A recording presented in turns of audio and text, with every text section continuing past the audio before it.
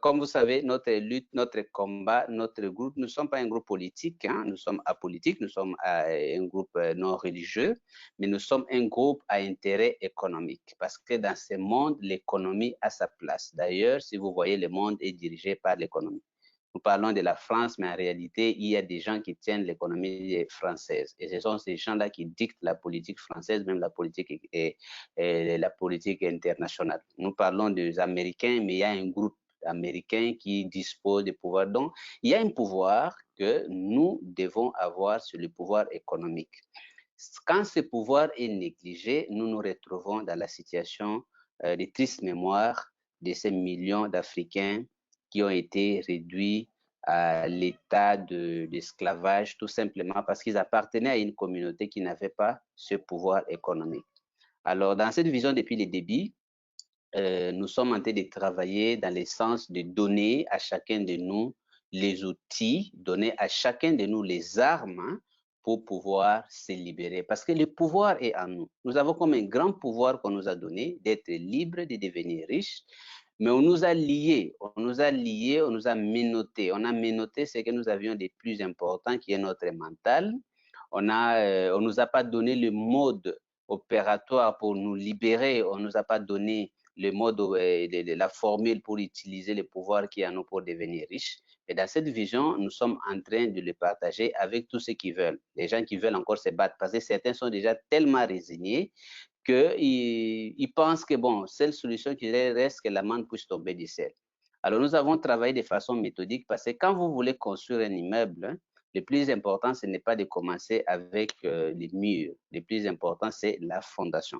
Donc, cette année 2021, nous avons commencé par une fondation, commencer à travailler dans nous pour enlever cette mentalité de pauvreté, pour enlever cette intelligence de pauvreté, pour changer ces habitudes de pauvreté. J'ai toujours dit, si tu veux devenir riche, commence par changer tes habitudes et tes actions de pauvreté pour adopter les habitudes et des actions de richesse. Et c'est ça la philosophie de la chef de ma mère. Alors, nous prenons donc un chemin de non-retour. Je crois que vous avez fait des formations. Si vous n'avez pas fait, c'est votre problème, si vous perdez le temps. Et je pense que si vous avez lu les livres La chef de ma mère, vous avez fait les coachings là-dessus, vous avez lu les livres Kunta, vous avez fait les coachings là-dessus, vous avez fait la mentalité financière, vous avez eu le temps de bien faire cette formation et vous avez eu le temps de bien faire les coachings. Après, vous avez fait l'intelligence financière avec tous les partages que nous avons eus tout ce temps. Et puis, je pense que vous ne vous limitez pas seulement à ce que moi je fais ici. Vous êtes désormais devenu curieux. Vous vous dites, voilà, je suis un self-made man. Un self-made man, c'est un étudiant qui étudie tous les jours. Ça tombe bien, je suis à côté de ma petite bibliothèque de la maison. Vous voyez que j'ai des livres à la maison, au bureau et partout. Je dois avoir des livres pour étudier parce que c'est ça notre outil de libération. Alors, je pense que vous avez appris, vous êtes vraiment préparé. Maintenant, nous pouvons avancer à des choses beaucoup plus sérieuses. Alors, aujourd'hui, je vais, parce que l'année prochaine, ça sera plus l'année d'investissement. Parce que si vous voulez devenir riche, vous devez investir. Il y a deux choix. Ou bien vous devenez investisseur, ou bien vous devenez entrepreneur. Quelle est la différence entre investisseur et entrepreneur pour moi? L'investisseur investit l'argent et c'est son argent qui travaille pour lui. Et ça produit des intérêts ou des retours sur investissement et il vit de ça. Et l'entrepreneur, c'est quelqu'un qui investit pas seulement l'argent, il investit aussi son temps, son énergie, il dirige, il prend des décisions, tout ça, donc il pousse, donc il y a une contribution, donc c'est ça. Alors, parmi les deux, ça dépend de vous. Est-ce que vous voulez évoluer comme investisseur ou vous voulez évoluer comme entrepreneur ou vous voulez faire les deux? Ça va dépendre de si vous avez le temps, si vous avez les moyens, parce que souvent, être investisseur, c'est pour les riches. Moi, je crois qu'on devrait d'abord être entrepreneur parce que l'entrepreneuriat peut-être te permet de gagner beaucoup d'argent. D'ailleurs, comme le travail, même ton emploi que tu fais, c'est une sorte d'entrepreneuriat. Mais l'investissement, c'est plus quand tu as eu beaucoup d'argent et tu veux une certaine sécurité. Là, on ne mise plus à gagner beaucoup, gagner gros, mais on mise plus à à pouvoir avoir une sécurité. Parce que quand tu as 100 millions de dollars que tu as mis quelque part, appliqué quelque part dans la banque, même si on dit qu'on va te donner 5% l'an ou 3% l'an, ces 3% là, c'est beaucoup d'argent. C'est de quoi couvrir tous tes besoins. Mais pourtant, s'il y a 1000 dollars, tu vas dire non, je vais être investisseur, je vais déposer à la bourse pour avoir 10% l'an, mais 10% l'an de 1000 dollars, c'est pas grand chose, c'est 100 dollars. Avec 100 dollars, tu peux pas couvrir les besoins de la vie, donc tu n'auras pas d'indépendance financière. Dans ce cas-là, tu as besoin de travailler aussi comme entrepreneur parce que là, ça pourra te permettre de gagner plus. Donc, enlevez cette histoire-là parce que vous tombez dans les arnaques des gens qui pensent que bon, tu peux investir seulement 1 dollar et puis tu gagnes des millions. Ça, ce sont des arnaques. Et les choses ont l'air logiques de base. Alors, je veux maintenant, je vais parler plus d'investissement et toute l'année prochaine, nous allons parler de la vie des investisseurs. Parce que c'est malheureux que beaucoup de gens entrent dans la vie d'investissement, entrent dans la vie d'entrepreneuriat, mais ils y entrent vraiment comme de pauvres, avec la mentalité des pauvres, avec la perception des pauvres, avec des habitudes des pauvres, et ils se lancent dans toutes sortes d'initiatives, ça ne marche pas. Moi, je ne veux pas que vous puissiez entrer de cette manière-là. Alors aujourd'hui, je vais vous partager certains points pratiques qui vont vous permettre de vous lancer dans des investissements comme de gagnants et non comme de perdants. Et je vais vraiment entrer dans les cœurs de mon expérience. Quelles sont ces choses-là qui changent l'intelligence d'une personne? Sinon, qu'est-ce qui va arriver? Vous deviendrez des investisseurs aigris. Voici une question que je vais vous poser pour comprendre ce dont je vais aborder avec vous aujourd'hui. Je veux que vous puissiez me répondre au niveau des charges. Est-ce que vous avez déjà tenté de faire un investissement? Vous avez investi un peu d'argent et vous avez perdu cet argent. Les ambassadeurs. Si oui, vous allez, chacun va m'écrire par exemple, moi je ne vais pas citer les noms, je vais juste voir que moi j'avais investi par exemple 1000 euros dans quelque part et puis j'ai perdu ces 1000 euros. Ok.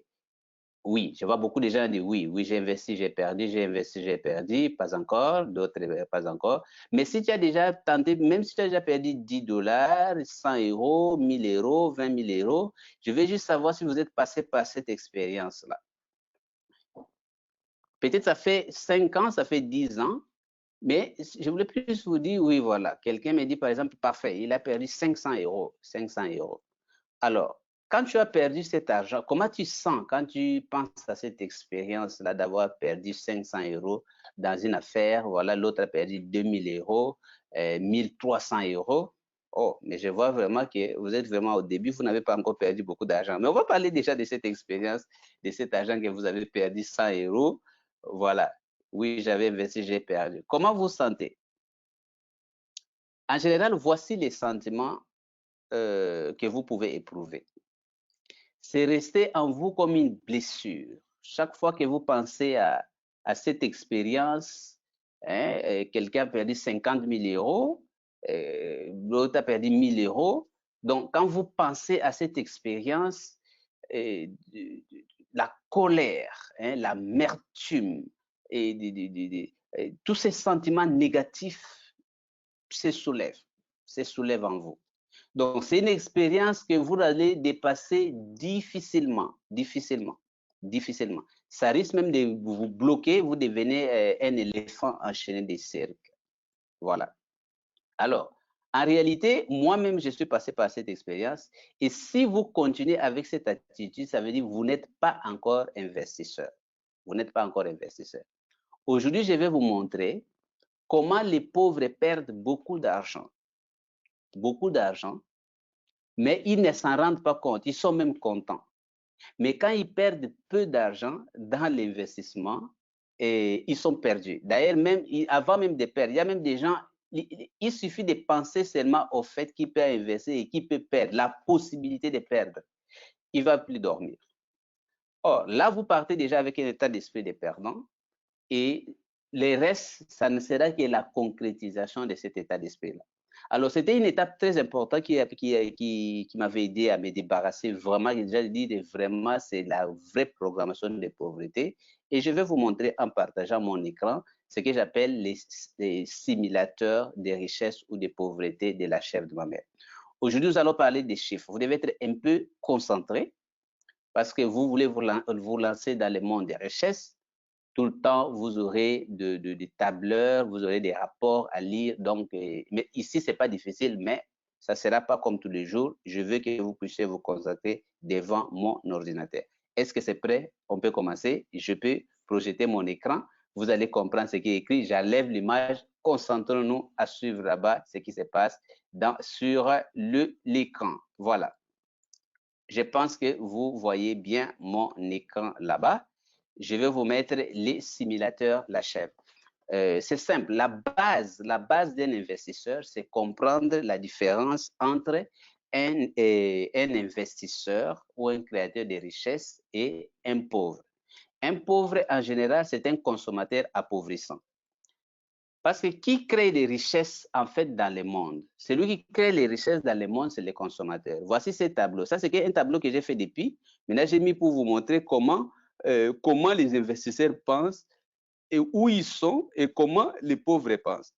Donc, vous avez ici, d'un côté, j'appelle les producteurs et de l'autre côté, des consommateurs. Alors, du côté des producteurs, c'est tout un circuit en fait.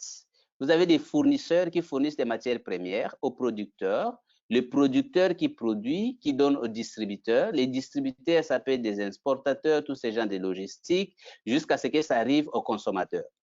Bon, en réalité, quand vous voyez ici, qu'est-ce qui se passe? Vous avez ici le fournisseur qui vend le matière première. Il peut vendre, par exemple, à 1 euro. Il les vend, par exemple, à Sanofi. Sanofi, c'est une grande firme française qui fait les médicaments et qui produit certains médicaments contre les palus, par exemple. Et Sanofi ou Sonafi, je ne le vois plus bien, et il va transformer ces matières premières avec son expertise et tout. Il va créer un produit qu'il va vendre à 2,5 euros. Alors, les gens, les importateurs, les distributeurs, d'abord, je vais ajouter ici que les producteurs, celui qui a fait les fournisseurs, quand il a produit, il y a les taxes ici du gouvernement. Le gouvernement, c'est celui qui gagne partout. Il y a les taxes ici, le gouvernement ici gagne. Quand le producteur a produit pour vendre, ici, l'État gagne encore. Dans la distribution ici, quand vous allez dans des douanes et tout, les impôts, l'État aussi gagne. Et puis, jusqu'à la consommation, là où on va vendre. Alors, en réalité, on va vendre les produits à 4,5 euros, ce que vous voyez ici. C'est un produit qui arrive ici dans une pharmacie en République démocratique du Congo. Ça peut être dans un milieu pauvre. Et ici, le consommateur, il paye le comprimé, il prend et il est guéri s'il était des maux de tête, ou il avait des maux de tête, ou il avait des courbatures. Donc, en réalité, quand vous étudiez ces circuits, vous allez voir que le fournisseur n'a pas perdu. Il avait payé peut-être, il avait produit sa matière première à 0,5 euros, il a vendu à 1. Il a fait un peu de bénéfices. Alors, maintenant, Sanofi a investi dans la recherche, les bureaux, les personnels, la technique, tout ça. Ça lui coûte peut-être 1,5, quelque chose comme ça. Et en revendant à 2,5, il fait des bénéfices de 0,5. Alors, les circuits de distribution, aussi la même chose. Il a fait peut-être 3 et il va vendre à 4, il gagne $1. Bon. Mais en fin de compte, vous voyez que c'est lui qui a payé les fournisseurs ici, ces bénéfices, ces travailleurs, ces bureaux, tous les impôts, tout, c'est les consommateurs, les pauvres consommateurs qui est ici en Afrique, à Kinshasa, qui se dit pauvre. Il se dit pauvre, mais en fait, c'est lui le patron qui paye toute cette entreprise qui produit les matières premières. C'est lui qui a payé aussi tous les beaux bureaux que vous voyez de Sanofi là-bas en France, tous ces employés, tout ce que vous voyez là-bas, même si on dit que ce sont des milliards, zéro, et ils n'ont fait que l'investissement. C'est lui qui a payé ça, c'est le consommateur. C'est lui qui a payé l'importation, c'est lui qui a payé la douane, c'est lui qui a payé les employés des importateurs et des distributeurs et les employés des pharmacies et tout, c'est les consommateurs. Donc, si vous regardez ici, la seule personne qui a perdu de l'argent, c'est celui qui a consommé. En réalité, tout ceci, Même s'il investit, s'il dit qu'il a investi 100 millions, c'est un investissement. Il attend que le consommateur paye et il va récupérer son investissement. C'est lui-ci avec intérêt d'ailleurs.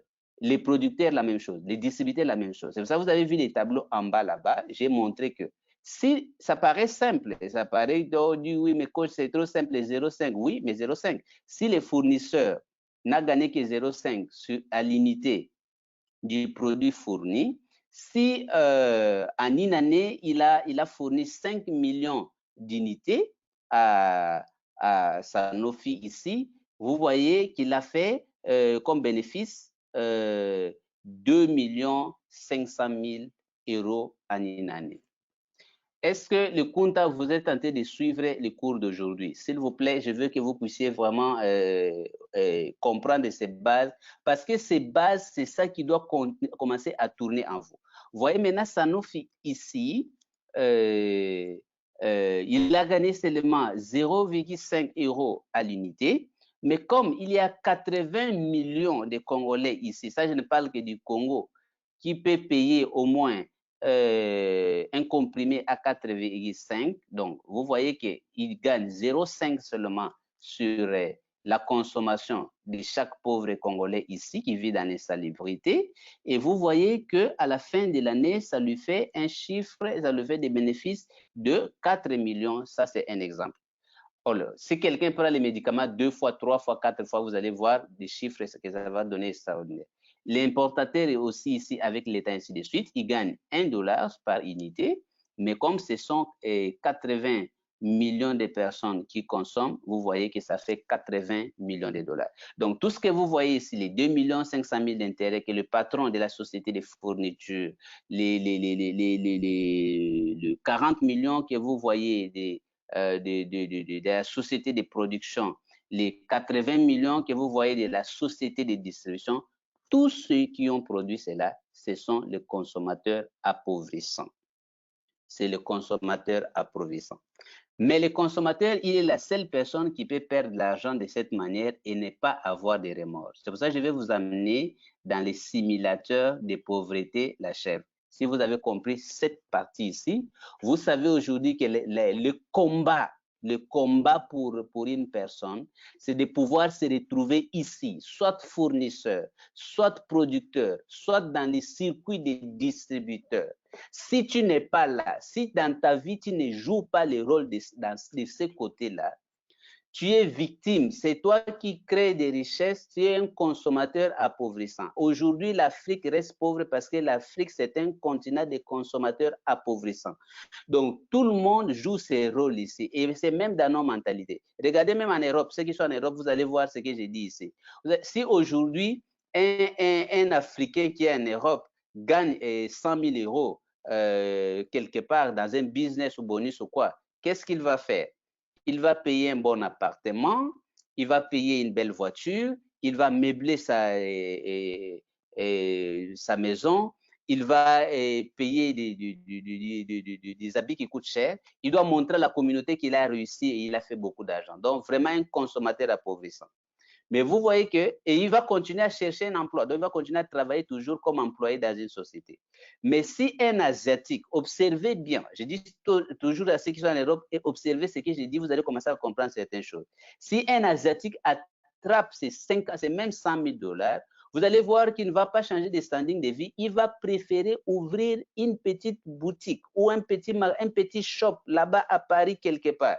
Et ils vont vivre là comme des misérables et tout le monde, ils sont en train de travailler, et toute la famille, ils se relaient. Mais c'est ça qui après va devenir une entreprise où ton enfant va aller travailler demain. C'est vraiment pour vous montrer dans quel monde on nous a amené des consommations appauvissantes, ce qui fait qu'en réalité, l'Afrique produit beaucoup de richesses. Cet exemple que j'ai donné par exemple sur les médicaments, c'est la même chose que je peux donner pour les divertissements. Prenons une société de divertissement comme Canal+. Canal+, paye donc des chaînes de télévision beaucoup d'argent. Il paye 1 dollar. Et puis, après, il doit payer des satellites, il doit payer ses équipements ici. et il a des fournisseurs qui sont en train de revendre le Canal Plus quelque part. Et toi, quand tu viens payer ici 20 €, finalement, c'est toi qui as payé toute la chaîne ici. Tous les beaux bureaux que vous voyez du Canal Plus, les satellites là, celui qui paye, en réalité, c'est le consommateur. C'est le consommateur. C'est le consommateur qui paye des villas de leurs directeurs généraux ici. C'est tout. Moi, je dis l'Afrique a beaucoup. Quand les gens me posent la question pour dire est-ce qu'on peut devenir riche en Afrique, je me moque d'eux. Je dis mais vous êtes devenus tellement aveugles que vous ne comprenez même pas. Vous avez des gens comme de Bolloré. Vous connaissez Bolloré? Bolloré. Moi, j'ai dit une fois, j'avais un ami français blanc, on causait avec lui, il disait mais l'Afrique, qu'est-ce que tu veux faire? À l'époque, quand je voulais commencer dans les business, il dit mais est-ce qu'en Afrique on peut devenir riche? Je lui dis mais tu ne sais pas. Il va regarder dans des bilans combien de milliards Bolloré fait ou des millions il fait en Afrique. Cet argent vient de l'Afrique. Comment, si tu ne comprends pas, ces millions, comment lui fait des millions en Afrique et vous pensez que les Africains ne peuvent pas faire? Parce qu'on a tellement pensé que les Africains ne comprennent pas cette logique, mais maintenant nous commençons à comprendre cette logique. C'est pour cela notre effort, c'est de sortir de la consommation appauvrissante. C'est d'abord mentalement. Mentalement, ce tableau, je devais te révolter. Tu devais dire non, mais je suis déjà assez pauvre, je ne devais pas vivre en enrichissant encore ceux qui sont déjà riches. Parce que quand tu fais ça uniquement, tu es en train de rendre fort ces circuits des gens qui deviennent riches. Et puis demain, ton enfant sera encore l'esclave, il fera la même chose. Est-ce que les Kunta, vous êtes en train de comprendre cet exemple pas. Si vous ne comprenez pas, vous réagissez toujours dans les commentaires parce que je lis les commentaires. Alors, si une personne ne vit que de cette manière ici, nous disons qu'il est un consommateur appauvrissant. Voilà, nous allons voir dans le deuxième simulateur qu'est-ce que cela signifie. Normalement, si un parent était un consommateur intelligent, son enfant devrait être millionnaire à 35 ans. Normalement. J'ai fait les études, je vais commencer à partager avec vous petit à petit jusqu'à ce que vous allez comprendre. C'est pour ça que j'ai choisi de vous parler rien qu'avec la consommation intelligente, un parent peut former son enfant et son enfant à 35 ans est millionnaire, n'a pas besoin de... S'il travaille, il travaille par vocation pour aider les gens. Alors, regardez les simulateurs de la richesse de la chèvre qui est là. J'espère que vous êtes tous en train de voir ces simulateurs. Qu'est-ce qui se passe? Donnez-moi un exemple là-bas dans les commentaires. Combien vous pouvez dépenser dans la consommation dans votre famille, ceux qui travaillent, combien tu peux dépenser par mois, par exemple? S'il vous plaît, donnez-moi des réponses vite pour que j'évolue vite. Et les réponses doivent devenir à vous. Oui, je vais prendre les 2 premières réponses qui peuvent arriver. Je ne vais pas citer votre nom, vous mettez ces matchs, essayez d'être réaliste, vous dites, moi, je pense que dans ma famille, je peux dépenser pour la consommation dans la maison, la voiture, les transports, la nourriture et ceci, je peux dépenser par exemple jusqu'à 500 €. Je vais des exemples comme ça. Merci beaucoup. Je vais prendre l'exemple de notre ambassadeur qui a parlé pour la consommation. J'ai eu beaucoup de chiffres ici. J'ai des gens qui ont parlé de 800, de 500, de 300, de 700, de 800, de 30 000. Alors voilà, ici, je prends l'exemple de quelqu'un qui dépense 1500 € dans sa famille. Je vais mettre ça ici. Voilà, 1500 €. Donc ça, c'est ce qui est, lui, d'ailleurs, ça, c'est ce que lui dépense mensuellement. Mais supposons que c'est ce qu'il dépensait annuellement. Parce que si vous faites des calculs, celui qui dépense 1500 € le mois, finalement, en une année, il dépense 18 000 €, si je ne me suis pas trompé. On va mettre là-bas 18 000 €. Voici comment ça évolue. Regardez ici, dans ces tableaux ici, 18 000 €. Ça veut dire que la première année, c'est 18 000 €. La deuxième année, c'est 36 000 €. Troisième année, c'est 54 000 €.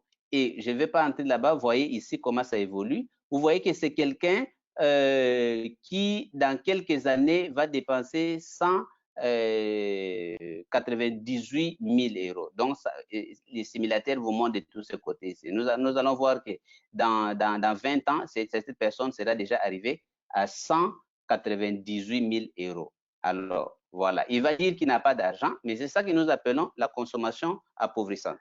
La même personne, par exemple, il est enseignant, il enseigne, non, il envoie ses enfants à l'école et il paye les frais 1000 € l'an. Voilà, c'est toujours la consommation ou pour la formation qu'on nous a donnée. Là, je donne l'exemple de son fils. Vous allez voir que son fils, la même chose, aura investi 1000 euros chaque année à 15 ans, 16 ans, 17 ans, jusque-là. Et à la fin, il va se retrouver juste avec un diplôme, mais il cherche un emploi, il ne se retrouve pas. Prenons l'inverse maintenant, que c'est quelqu'un, la personne qui dépense 1500 euros le mois, et maintenant il passe à être un consommateur intelligent. Qu'est-ce qu'un consommateur intelligent? Les premiers points d'un consommateur intelligent, je vous ai expliqué, c'est un consommateur qui sait que je ne peux pas tuer la chèvre pour la satisfaction des besoins avant que cette chèvre ne puisse me donner une descendance. Le Kunta, est-ce que vous avez compris cette définition? Ceux qui ont des stylos, notés, parce qu'aujourd'hui, je donne cours. Je commence à donner cours parce que les investissements, c'est les cours. Je pense que vous êtes en train de suivre là-bas et c'est bon. Donc, je vous ai expliqué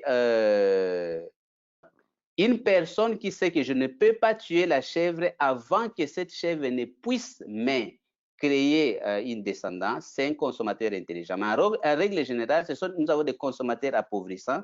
Ce sont ceux qui mangent leur chèvre avant que la chèvre ne puisse leur donner une descendance. En réalité, c'est quoi? Tout le monde doit consommer.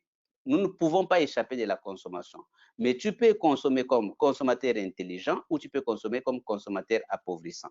Alors, maintenant, si celui-là était un consommateur appauvrissant, vous allez voir que toute l'année, il va commencer à dépenser 18 000 euros pour la consommation et il n'y a rien en termes de chèvre.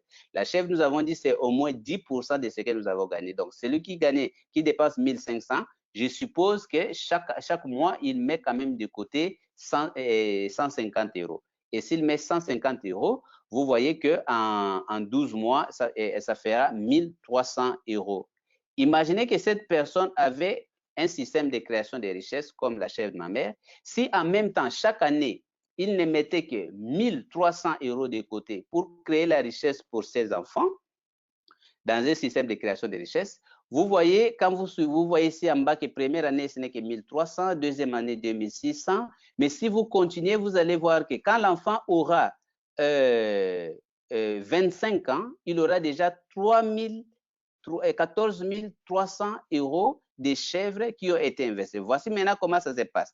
Imaginez maintenant qu'il avait mis ça, les chèvres étaient en train de créer des richesses, donc il avait mis ça avec un petit investissement qui lui donne un rendement de 10% à partir de l'âge de 15 ans. Donc, on a commencé ici. Voici qu'est-ce qui va se passer. Déjà, à la deuxième année, il aura 2730 parce que là, j'ai mis les gains de chaque année et de ses capitales parce que les chèvres, quand ils se produisent, ce sont des gains. C'est de cette manière-là que ça apparaît du point de vue financier. Vous voyez que cet enfant, déjà à 25 ans, aura déjà 24 000 euros ou 24 000 dollars dans son capital. Alors, il ne se retrouvera pas comme l'enfant qui n'a que de la formation professionnelle, il se retrouvera avec la formation professionnelle, mais aussi avec un capital. Parce que pour devenir riche, il aura besoin d'un capital, il aura besoin aussi de compétences des riches, comme les compétences que nous sommes en train d'apprendre et que nous allons apprendre à nos enfants. Il aura besoin d'une structure de richesse et il aura besoin d'un réseau de richesse. Tous les enfants qui n'ont que les compétences ici, académiques et professionnelles, ce sont ces enfants qui ne s'en sortent pas. Maintenant, supposons que cet enfant ne faisait pas que des cours classiques, il était par exemple dans l'académie junior, il a évolué à partir de 15 ans. Donc, cet enfant va apprendre à utiliser les leviers des richesses. Supposons que c'est un enfant faible. Donc, c'est un enfant qui peut utiliser les leviers jusqu'à 30% seulement. Voici ce qui va se passer. Il va recevoir, donc son père va investir 1500 chaque année jusqu'à 25 ans. Il ne reçoit que 24 000 euros. Mais parce qu'il est formé à utiliser les outils de richesse, là, c'est lui qui travaille avec cet argent-là. Vous voyez que dès la première année, il passe à 31 000. Ça, c'est la deuxième année, il a 27 ans. À 28 ans, il est là. Et voilà, nous allons à 35 ans, vous voyez qu'il a un capital, c'est pas ce genre d'enfant à qui tu donnes l'argent et puis il mange. Non, ça c'est un enfant à qui tu donnes l'argent, mais à qui tu as donné une formation et qui a des capacités pour travailler avec. Donc cet enfant se retrouve à 35 ans parce qu'il est faible, il a été encadré d'une certaine manière, mais il se retrouve avec 332 000 euros. Ça, c'est un enfant faible. Maintenant, supposons que c'est un enfant moyen qui a vraiment réussi dans l'Académie des richesses, donc qui peut aller jusqu'à 50% d'élever des richesses, parce qu'un enfant qui a plus de 15 ans, ça, c'est pas un jeu, c'est vraiment un expert. Il connaît de quoi il s'agit. Donc, voilà comment ça va évoluer. Il va recevoir les mêmes capital, mais ça lui ferait déjà 36 000 à 26 ans.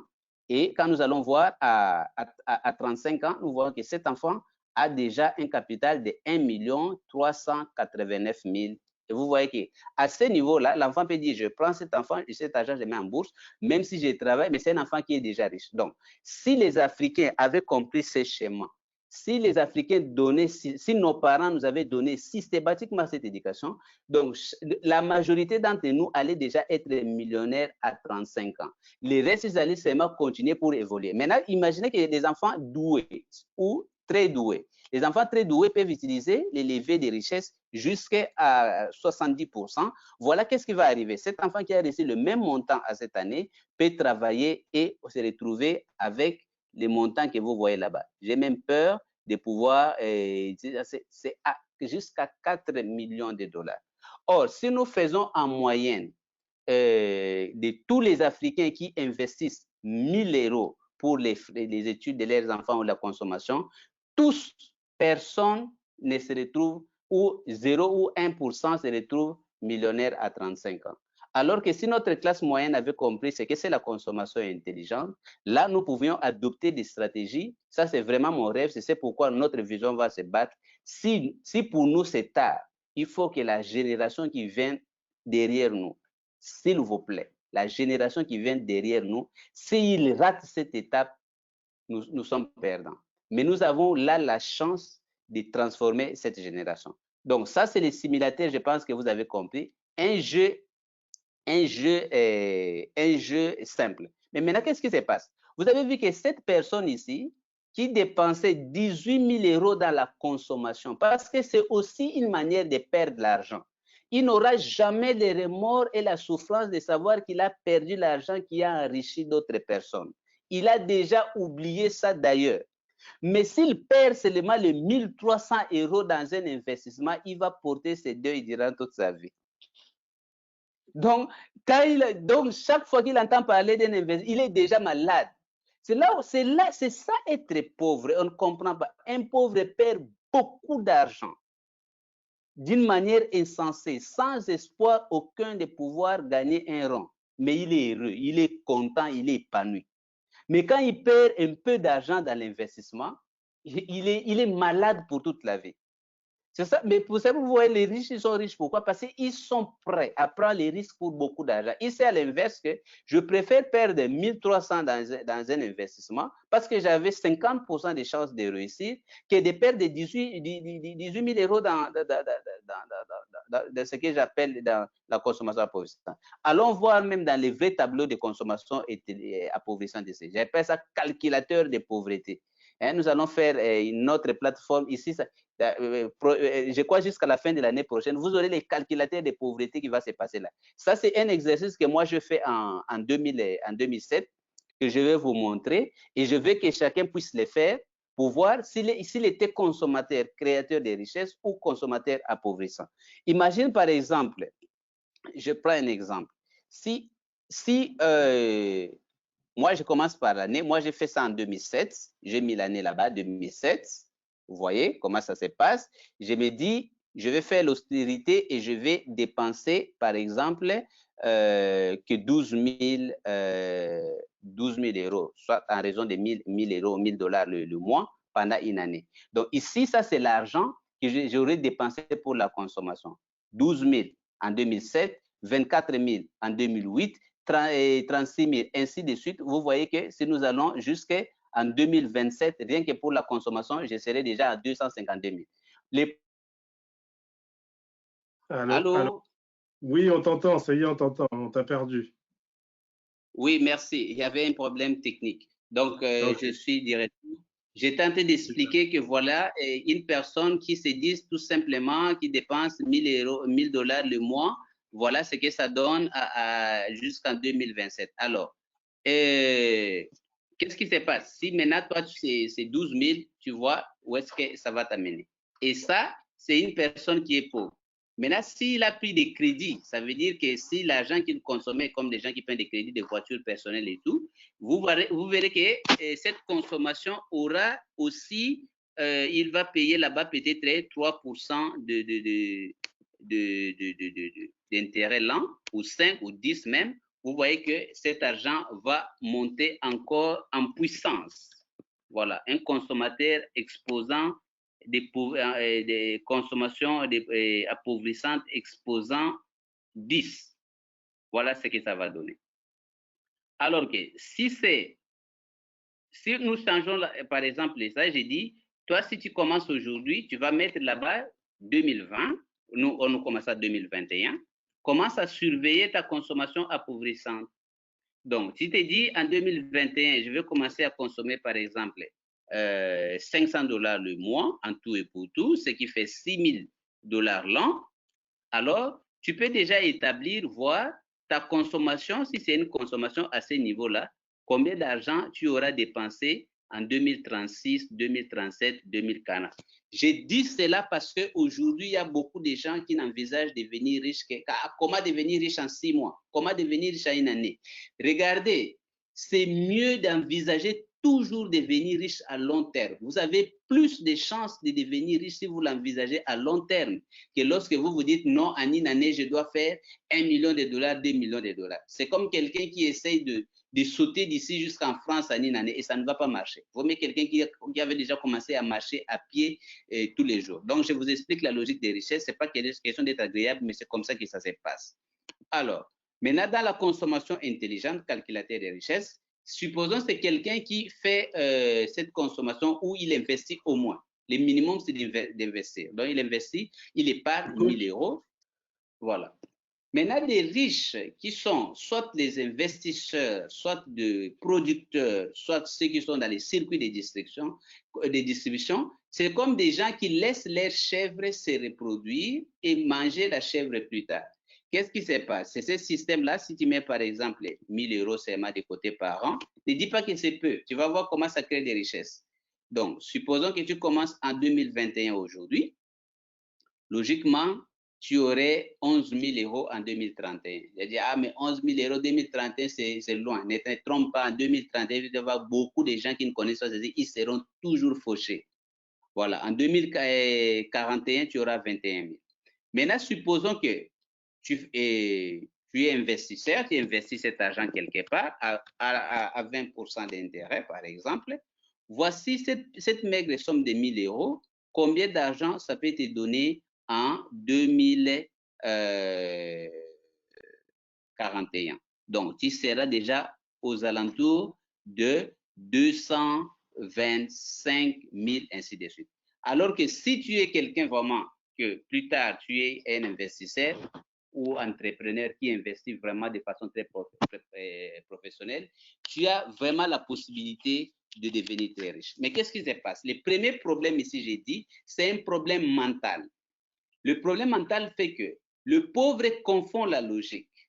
Quand il perd beaucoup d'argent dans la consommation appauvrissante, il n'a pas de remords, il n'a pas d'amertume, il n'a pas de regrets, il ne fait pas de deuil à vie. Mais quand il perd un peu d'argent, d'abord, avant même de perdre, il marche avec une peur. J'ai raconté ça ici à quelqu'un en riant, parce que moi-même, je suis passé par cette épreuve. J'ai dû me débloquer de ça. Au début, vous savez que j'avais très peu d'argent. Quand j'ai eu mon premier capital de $50, puis de $400, ce qui m'animait, c'était la peur. Tu vois, j'ai caché ça sous mon lit. Et quand je sortais, parfois, à un moment dans les taxis, je me disais, mais si quelqu'un passait là-bas sous mon lit, il a volé les $400. Et ça, déjà, c'était suffisant pour être paniqué, pour être malade. Et quand je venais, je devais de temps en temps aller voir, est-ce que mes $400 sont là? Et puis, 3500, c'était la même chose. Donc, petit à petit, plus je commençais à avoir l'argent, je commençais à me libérer de cette peur-là. Je commençais à trouver que c'est normal d'avoir l'argent, et ainsi de suite. Mais j'ai eu quand même ce problème quand on a eu un capital de 100 000 €. Quand on a eu un capital de 100 000 €, c'était beaucoup d'argent à l'époque. Je crois que c'était vers les années 2010. Pour moi, c'était une première fois d'avoir autant d'argent. Mais maintenant, le problème, c'était quoi? Il fallait investir cet argent. Mais on s'est dit, bon, si on prend les risques d'investir cet argent, si on perd, on commence à dire, on va encore rentrer à zéro, comment ça sera? Je vais rentrer à zéro vraiment. Alors, on avait tellement peur, mais vous savez, quand vous avez peur, c'est la loi de l'attraction, ça ne va pas marcher. Alors, j'ai dit, bon, on va mettre cet argent-là comme ça dans la banque. On va commencer à épargner un peu. On a commencé à épargner, on a eu 15 000 $. C'est les 15 000 $ que nous avons commencé à investir avec assurance. On a investi jusqu'à ce qu'on est arrivé au rang millionnaire. Ce n'est pas les 100 000. Un jour, j'ai envoyé prendre cet argent-là parce qu'on n'avait même pas appliqué. On avait déjà perdu. C'était 98 ou 96 000 € qui restaient. C'est pour vous montrer qu'on peut avoir beaucoup d'argent, mais si on n'a pas l'attitude d'investisseur, on ne deviendra pas riche.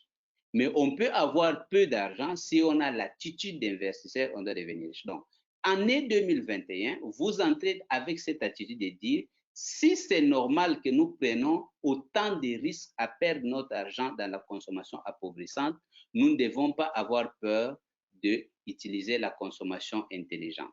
La consommation intelligente, c'est la capacité à garder 10% de ce que tu gagnes. Déjà dans la consommation.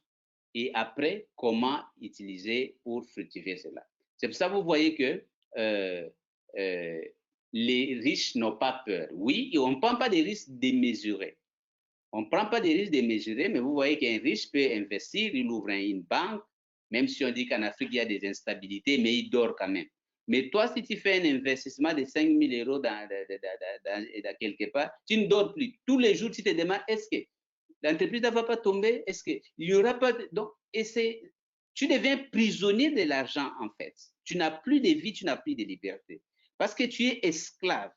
Donc, tu dois commencer à te libérer par rapport à cela, parce que ça te permettra de prendre des risques, même si tu te dis que je n'ai pas gagné, mais j'ai gagné de l'expérience. Parce que je ne peux pas vous garantir, il est pratiquement impossible de faire carrière comme investisseur, de faire carrière comme entrepreneur et de ne pas expérimenter une mauvaise expérience de perdre l'argent. Mais si vous faites cette action, je dis cette habitude, toujours, encore et encore, des sommes que vous gagneront seront astronomiquement toujours supérieures à ce que vous pouvez perdre. Croyez-moi, et si vous avez cet état d'esprit, c'est le plus important. Donc, aujourd'hui, j'ai parlé de cette consommation intelligente parce que je commençais par là. Je vais avoir vos réactions par rapport à la consommation intelligente. 2021, chacun de nous doit être consommateur intelligent. Et il doit évoluer comme investisseur ou il doit évoluer comme entrepreneur. Avec l'état d'esprit qu'il faut, avec les habitudes qu'il faut, avec les croyances qu'il faut. Et en plus, nous allons commencer à apprendre plus sur comment choisir des bons investissements, des questions de sécurité, des questions de fiabilité, des questions d'efficacité, des questions de... Parce que ce n'est pas un jeu de hasard. Sinon, vous allez commencer à croire que ce sont des jeux de bingo ou des jeux d'hasard et vous allez faire des expériences catastrophiques. Vous avez vu dans les premiers... dans les premiers tableaux que je vous ai montrés, que quelqu'un peut faire beaucoup de millions tout simplement parce qu'il recherchait 0,5 € dans une transaction. Il n'a pas besoin de millions. Ces 0,5 est suffisant pour lui faire 2 millions à la fin de l'année. Et l'autre a investi beaucoup d'argent, il recherche juste tout simplement 0,5 sur l'unité. Alors, cet esprit-là, cette manière de faire, c'est ça que les secrets que les riches utilisent, fait que les riches deviennent de plus en plus riches et les pauvres deviennent de plus en plus pauvres parce qu'en réalité, ce sont des pauvres, des consommateurs appauvrissants qui rendent encore plus riches les riches. Et c'est logique. Si eux-mêmes, ils tuent leurs chèvres, celui qui va garder sa chèvre ne va pas garder sa chèvre pour venir nourrir ou finir les besoins de celui qui tue sa chèvre. Donc, quand tu es comptable, première stratégie, c'est la consommation intelligente. La consommation intelligente. C'est un état d'esprit, ce sont des habitudes, ce sont des actions pratiques. Mais si vous adoptez ça, tôt dans la vie, vous êtes sûr d'aller le plus loin possible. Voilà, je vais prendre d'abord vos questions pour aujourd'hui. parce que le mois prochain, nous allons commencer à vous parler des investissements. Est-ce que vous avez des questions? Posez des questions là-bas dans... oui. Okay. Merci coach, vraiment. On va essayer de toute façon de prendre quelques questions déjà au micro si ça passe. Si ça passe pas, on va lire ce qui se passe dans la fenêtre de conversation des commentaires. Ici, on va essayer d'activer quelques micros. Je m'excuse aussi par avance pour ceux qui voulaient témoigner, nos 3 ambassadrices que j'avais sélectionnées pour ce soir. On va reporter, mais c'est pas grave, vous inquiétez pas. On va refaire cette partie témoignage. Mais comme ce sujet est très important, je vois beaucoup d'engouement dans les commentaires, on va essayer d'activer les micros. Maintenant, vous savez comment ça se passe. Quand on active le micro, je vous envoie une notification que vous voyez à votre ordinateur ou votre téléphone. Il faut vite être assez efficace pour pouvoir activer et parler, poser votre question, présenter d'où vous appelez et poser votre question. Moïse Kibala, est-ce qu'il est là? Est-ce qu'il nous entend? Est-ce qu'il nous reçoit? Je suis là, oui. Ah, voilà. Bonsoir. Vous nous appelez d'où? Oui, je vous appelle depuis la République démocratique du Congo, justement, à la capitale congolaise, à Kinshasa. Oui, bonsoir, allez-y, posez votre question. Ah, merci vraiment. Aujourd'hui, c'est la deuxième participation. En tout cas, je suis réellement ravi et je remercie les coachs pour tout ce qu'ils font pour nous. C'est une façon justement de nous encourager puis de nous pousser à s'épanouir. Mais justement, ma question de ce soir est celle de savoir, j'ai lu vraiment tout son livre, le livre là, La chef de ma mère. Je l'ai lu du début jusqu'à la fin. Le coach Ricardo était un homme vraiment très décisif, vu la situation qu'il a traversée pendant son enfance, jusqu'à ce que cela lui permet justement de devenir riche tel qu'il est aujourd'hui. Donc, ça m'encourage et ça relie même mon histoire d'ailleurs. Et puis, je suis vraiment ravi pour ça. Mais la question est celle de savoir, est-ce que les coachs n'avaient pas, pendant tout ce temps-là, ils n'avaient pas de difficultés, de risques de perdre tout ce qu'ils avaient gagné aux souffrances. Parce que nous, aujourd'hui, souvent, nous, en RDC, vraiment, nous, les jeunes, on souffre ici pour trouver, vous pouvez avoir même quelques sommes pour débrouiller et puis pour gérer ça, c'est un problème. Qu'est-ce qu'il a fait vraiment pour réussir justement pour s'épanouir tel qu'il est aujourd'hui?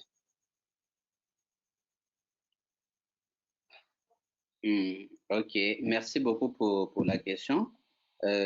Comme j'ai dit, hein, vous ne pouvez pas investir et ne pas avoir d'opportunité malheureuse de perdre de l'argent. Mais moi, je crois que le premier grand risque de perte, c'est d'abord nous-mêmes.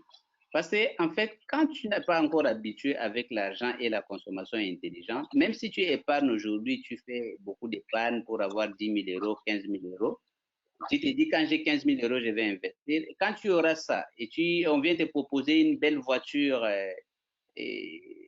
à vendre, donc, à ce moment-là, tu veux dire non, on te dit entre d'abord dans la voiture, on commence à te montrer, on met la musique, on met la climatisation, on roule, tu entends les sons.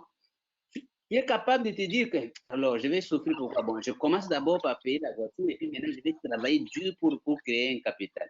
Et cette décision-là en soi peut suffire pour créer toute la pauvreté dans ta vie.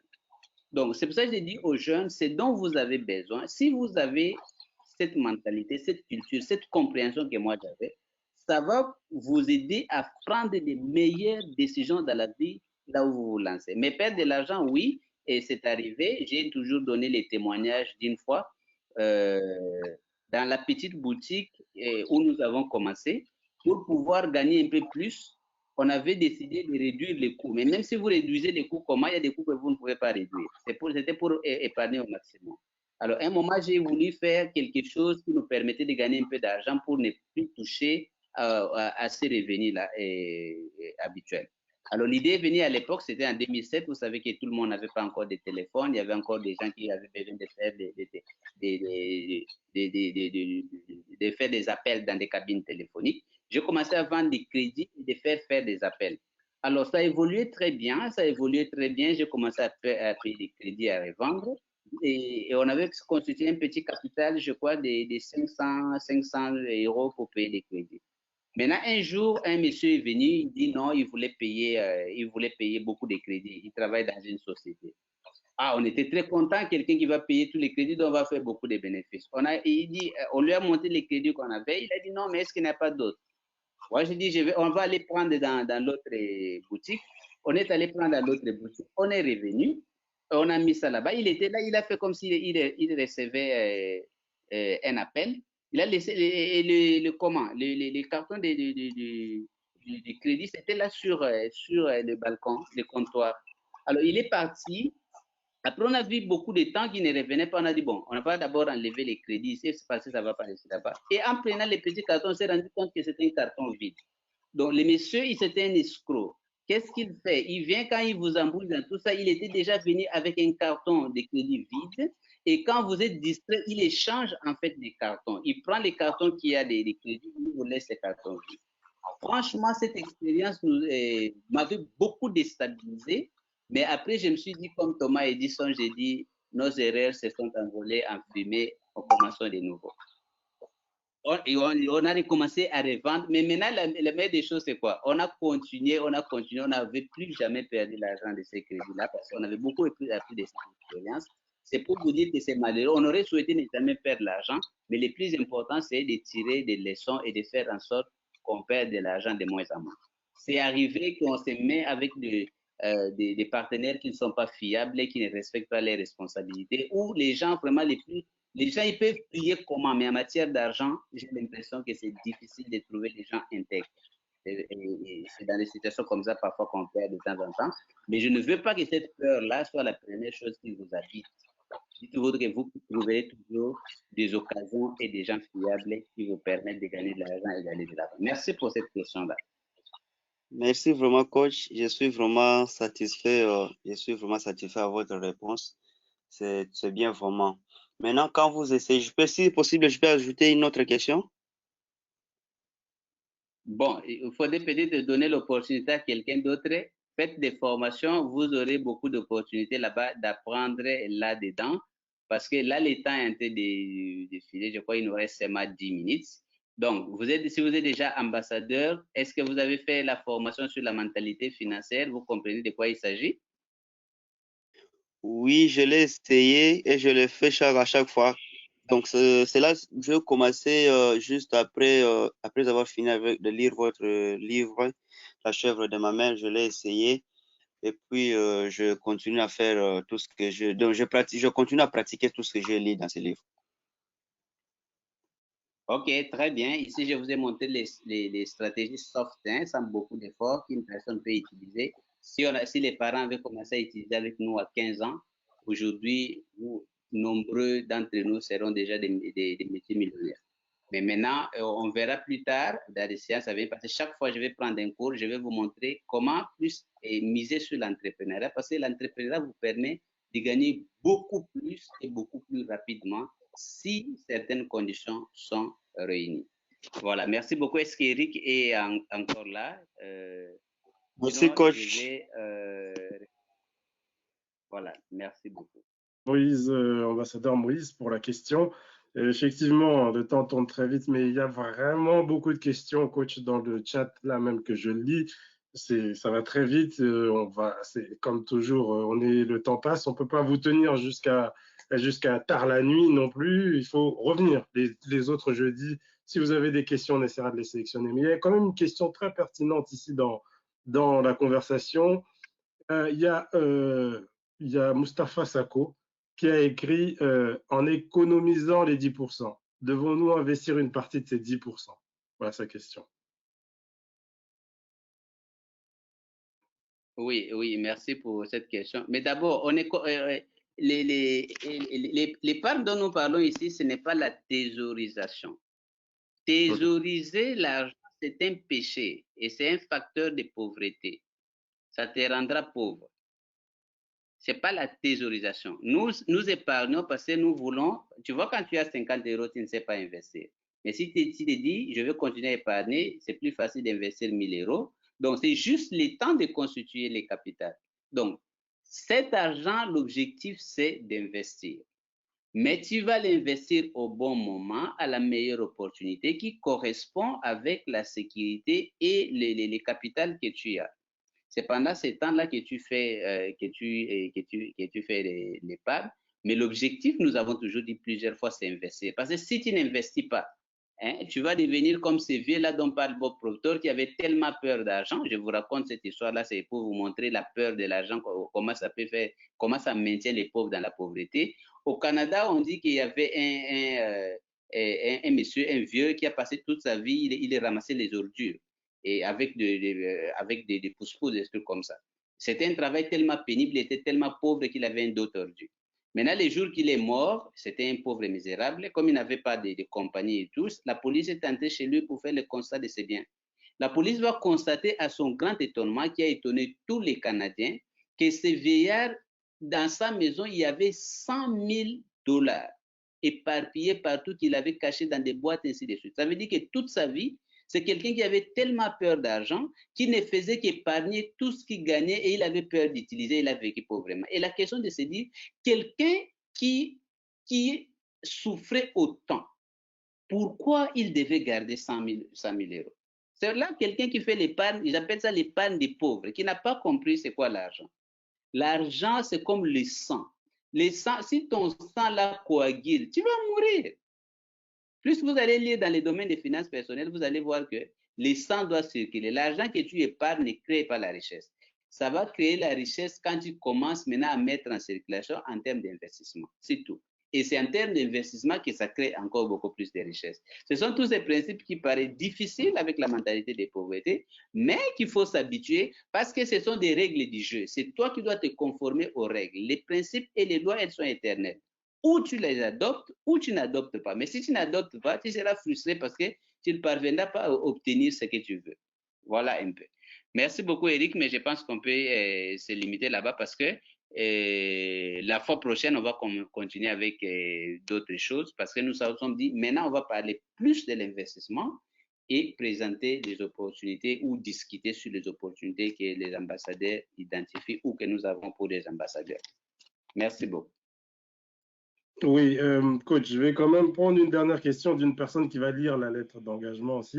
Donc, je vais juste, et on va répondre très rapidement si c'est possible, et comme ça, on va terminer ça.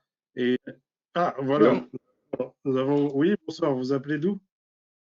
Oui, j'appelle de Calgary au Canada. Ah oui, bonsoir.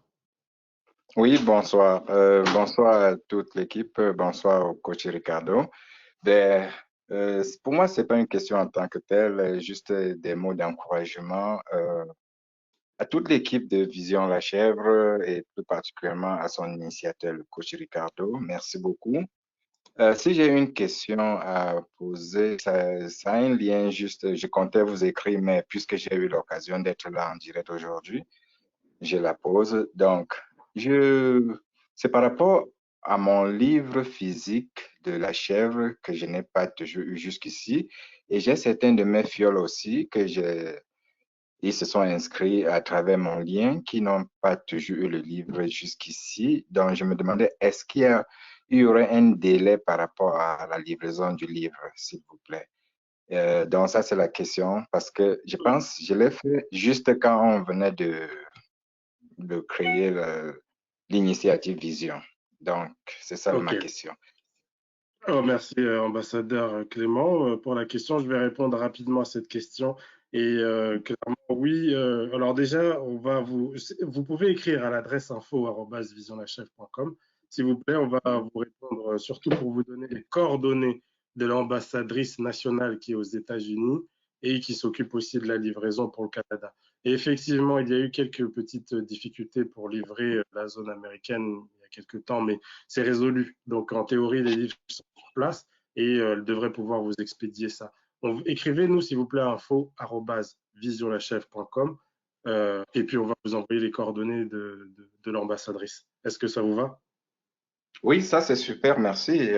Comme j'ai dit, j'ai juste eu l'occasion de parler. Là, mon intention, c'était d'écrire. Voilà, mais je vais vous demander une faveur, c'est de lire la lettre d'engagement qui est notre lettre qui nous permet en fait vraiment de se de se motiver tous ensemble avant de nous quitter. Voici, elle s'affiche à l'écran. J'espère que vous arrivez à lire et que vous pouvez nous la lire en la personnalisant avec votre nom. Oui, j'essaie d'agrandir là parce que je suis sur mon téléphone. C'est un plaisir pour moi parce que c'est ma première fois d'intervenir en direct et j'ai pas souvent cette question-là. Je suis un chauffeur, donc ça me fait plaisir d'intervenir aujourd'hui et que vous me donnez l'occasion de lire. Alors, j'y vais. Engagement du membre au programme. Moi, Clément Foguet, après avoir lu Le combat de la vision l'achève, je comprends que la pauvreté est une forme de mal et d'injustice qui a réduit des millions de personnes dans des conditions misérables et inhumaines. Je m'engage à combattre toute forme de pauvreté mentale en moi et autour de moi. Je fais de ce combat mon combat et je combattrai jusqu'à la victoire finale aux côtés des personnes qui partagent cet idéal. Je m'engage à être cet exemple de mentalité financière en développant mon intelligence financière et en adoptant des habitudes et des actions fondées sur des bons principes. Je m'engage à promouvoir cette vision et son combat, ainsi aider d'autres personnes à travers le monde à une transformation.